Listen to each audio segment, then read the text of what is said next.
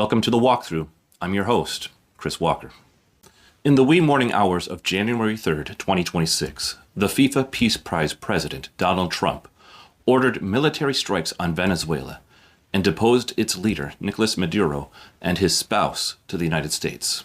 Later in that day, Trump announced that he would also be in control of that country indefinitely until such time that a transition government can be established.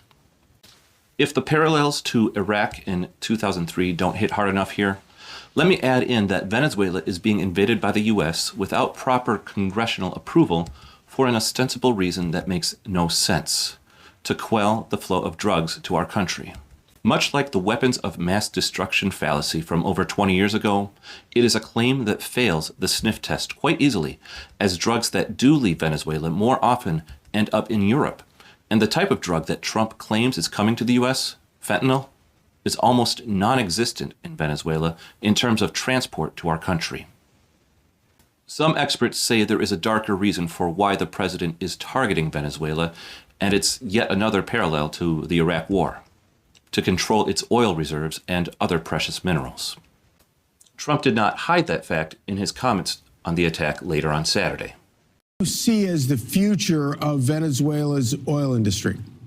Well, I see that we're going to be very strongly involved in it. That's all. I mean, what can I say? We have the greatest oil companies in the world, the biggest, the greatest. This sort of action cannot stand.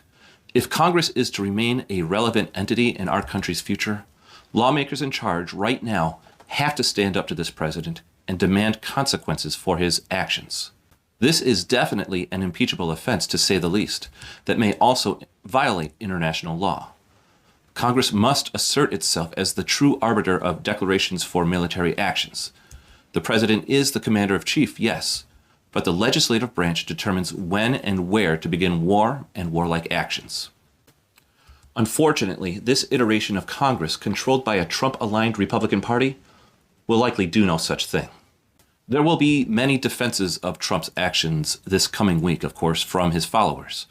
Some will say Maduro wasn't a legitimate leader, or that the world is simply better off without him, for example. And I'm not here to defend him, but those excuses do not justify ignoring our own processes, our own laws, our own country's values, or rather what our country's values are supposed to be. And where, pray tell, will this all end? Because Trump is already hinting at more military action and interventions toward other countries in the Western Hemisphere, including possible regime change in Mexico and Colombia, under the same justifications he gave for invading Venezuela. Will Congress do anything about this president who seems hell-bent to illegally use war powers without authorization? You can color me skeptical. But more importantly, will voters in the U.S. demand accountability from their lawmakers and respond accordingly in this fall's midterms if that call is ignored? Only time will tell. Thank you for watching The Walkthrough.